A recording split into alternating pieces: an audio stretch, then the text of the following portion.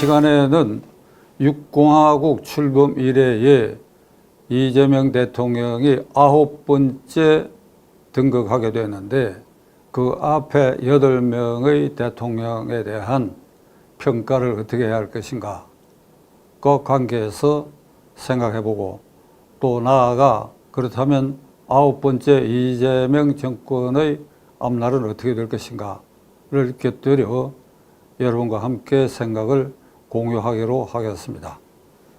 6공화국 출범 이래에 노태우 대통령에서 윤석열 대통령까지 8명의 대통령이 출연했는데 한결같이 비극적으로 대통령직을 마무리했고 퇴임 후에도 국민의 열렬한 지지를 받는다라든지 그 미국의 예에서 보는 것처럼 임기 중에는 지지율이 낮았으나 임기 후에 대중 속에 호흡을 같이 하면서 오히려 지지율이 올라간 카터나 클린턴 대통령 같은 그런 사례는 우리에게는 찾아볼 수 없습니다. 그 8명의 대통령이 전부 비극적으로 끝났다. 노태우 대통령은 5.18로 2년 동안 징역형에 처해져야 됐고 김영삼, 김대중 대통령은 임기 약 반년 정도를 앞두고 당내에서 다음 선거를 위해서 당신들은 당을 떠나라, 장애물이다. 이런 본인들로서는 모욕적인 언사를 들으면서 당을 떠나야 하게 됐고 두 사람 똑같이 그 자녀들이 부패 사건으로 구속되어 국민들 앞에 고개를 숙여 사과하는 사태를 경험했습니다. 그중에서 김영삼 대통령은 당을 떠난 직후에 다음 선거를 준비하는 당의 주력들이 포항 공설운동장에서 이 당원 집회를 가졌는데 거기에서 김영삼 인형을 만들어 가지고 방맹이로 내리치는 그런 퍼포먼스까지 했습니다. 이 무능한 IMF를 초래한 무능한 김영삼 섬찟할 정도의 그런 비극을 김영삼 대통령은 맛봤을 것입니다. 노무현 대통령은 어떻든 퇴임 직후에 재임 중에 있었던 부패 사건으로 검찰 수사를 받던 중 스스로 목숨을 끊고 비극적 생애를 마감했습니다. 이명박 대통령도 퇴임 직후에 재임 중에 있었던 부패 사건으로 사법 처리되어 약 징역 4년가량을 감옥에 있었죠. 박근혜 대통령은 탄핵당하고 구속되고 약 5년 가까이 징역살이를 했습니다. 다음 문재인 대통령은 지금 재임 중의 부패 사건으로 현재 불구속 기소 상태로 재판을 받고 있는 상황입니다. 다음 윤석열 대통령은 임기 2년 반 만에 1, 2, 3 계엄 파동으로 내란 수괴로 낙인 찍혀가지고 구속됐다가 불구속이지만은 지금 내란 수괴 혐의의 수사와 재판이 진행 중에 있습니다. 8명의 대통령이 이와 같이 비극적인 대통령들로 결말이 됐다. 8명의 대통령이 이와 같이 비극적으로 결말이 나게 되기 때문에 일단 대통령에 취임하면 그 앞에 대통령의 공적을 가능하면 부수는 것입니다. 좋게 보이는 것도 부수는 것입니다. 부수고 뭐 또 새로운 걸 제시했는데 또 다음 대통령이 그걸 부수고 이렇게 했기 때문에 8명의 대통령 재임 중에 30여 년의 세월을 대한민국의 국가의 장기 발전 계획이라는 게 전혀 성립하지 않았고 앞에 대통령의 좋은 정책은 개성 발전시키고 바톤을 이어받듯이 개성 발전시키고 하는 것은 털끝만큼도 찾아볼 수 없다. 그러면 이 나라가 비극적 대통령이 발전 계획도 없고 좋은 것 개성도 안 했는데 나라가 이렇게 G7 국가에 등극했다고 그러고 유지되느냐? 그건 순전히 국민의 힘입니다. 민간의 힘입니다. 정부의 힘이 아닙니다. 대통령의 힘이 아닙니다. 여야 정당의 힘이 아닙니다. 그렇기 때문에 8명 대통령이 어떻게 보면 그런 분탕질을 하고 사법 처리되고 하는 이 와중에도 이 나라가 지탱된 것은 오로지 국민의 힘. 근데 이것도 한계가 올 수 있다. 이런 가운데 이제 이재명 대통령이 이제 등극하게 됐습니다. 그럼 이재명 대통령 시대는 어떠할 것인가? 역대 8명의 대통령의 출발선상에서 8명 대통령을 우리가 상기해보고 이제 출발선상에 있는 이재명 대통령을 일단 대비해서 볼 필요가 있습니다. 그 출발선상에서 이재명 대통령은 앞에 8명의 대통령보다도 결정적 결함을 2가지를 안고 있습니다. 하나는 도덕적 치명적 결함을 안고 출발했다. 둘째로는 정책이 오락가락해서 신뢰를 과연 얻을 수 있느냐 하는 것입니다. 첫째로 결정적 도덕적 흉결은 지난 6월 3일 대통령 선거 때에 각종 여론조사 기관에서 출구조사를 했어. 출구조사를 하면서 왜 1번을 지지했느냐, 왜 2번을 지지했느냐 하는 걸 제한적으로 질문을 던졌습니다. 그러니까 이재명 후보를 지지한 사람들의 압도적 다수는 내란 종식이라는 구호 때문에 지지했다. 그 다음 김문수 후보를 지지한 것은 도덕적으로 우위에 있기 때문에 지지했다. 이런 대답이 결과가 나왔습니다. 이 말은 다시 뒤집으면 이재명 후보에 대해서는 도덕성은 없다. 그러나 1, 2, 3 계엄 선포가 잘못된 것이고 그것에 절망했기 때문에 우리는 1번을 찍었다. 그러니까 도덕적으로는 현저한 결함 속에 있다 하는 걸 이미 그 투표한 사람들의 심정이 그렇게 표백된 것입니다. 국민 과반수 이상 지지한 거 아니지요. 투표에 참가한 사람들 무효표를 빼고 49%. 그러니까 투표에 참가하지 않는 이 불참자까지 전부 포함을 한다 그러면 압도적 다수가 이재명 후보에 대한 도덕적 문제를 지적하고 있다. 그러면 이제 임기 시작한 지 20일째가 됐다. 벌써 군데 대통령의 도덕적 결함 때문에 인사에 있어서도 유사한 일이 지금 계속 벌어지고 있다. 이건 앞으로 본인이 그 자신에게 쏠려있는 사법 리스크를 어떻게 무리하게 탈피해 가려고 하느냐 하는 그 정도 여하에 따라서 그에 대한 지지도, 신망은 높낮이가 결정될 것인데 아마도 무리수를 쓰게 되지 않겠느냐. 그로 인해서 구속되었다고 생각되는 사람, 제일 먼저 떠오르는 것이 7년 8개월 징역형이 확정된 이화영, 징역 5년형이 확정되어 있는 김인섭, 그 다음에 김용 5년 징역형이 됐다.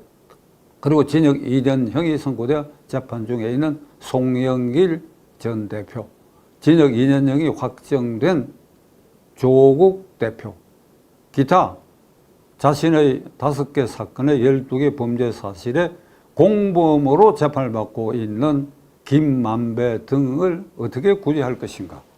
여기에 자연히 무리수가 따를 가능성이 굉장히 높. 이렇게 되면 그 정권의 인사, 정책 모든 것에 대해서 신뢰를 가질 수 없게 될 것이다. 지금 취임하자마자 약 30조를 푸는 인기 영합적인 이제 퍼주기 예산안을 국회에서 통과시킬 차비가 되어 있는데 저 같은 사람에게도 아마 15만 원 정도가 배정될지 모릅니다. 일단 받으면 달콤하지요. 달콤합니다. 선물 받아서 싫은 사람이 어디 있습니까? 코로나 때 문재인 정권이 우리 집에 1가구에 100만 원이 이게 배정된 걸 보고 제가 아내에게 이렇게 얘기했습니다. 야, 이거 기분 좋네. 그러나 재정 계획, 재정 적자, 앞으로 이런 인기 전술로 그의 사법 리스크를 고비고비마다 덮거나 이화영을 사면하면서 고비고비 이런 식으로 짠물이 아니고 단물을 계속 공급해가 재정의 앞날이 어둡지 않느냐 하는 우려를 지금 심각하게 할 수밖에 없습니다. 정책의 일관성이 가장 중요한 것은 외교 안보 문제인데 제가 이 자리에 앉기 직전의 뉴스에 의하면 나토 회원국 회의에 초빙받았으나 이를 가지 않기로 했다는 것입니다. G7 국가에 캐나다에서 여는데 참석했으나 트럼프 대통령은 이란과의 문제 때문에 일찍이 워싱턴으로 귀환했고 그리고 일본 수상과의 정상회담을 가졌습니다. 그 자리에서 한미일 협력체제는 강화되어야 된다. 한미동맹도 강화되어야 된다.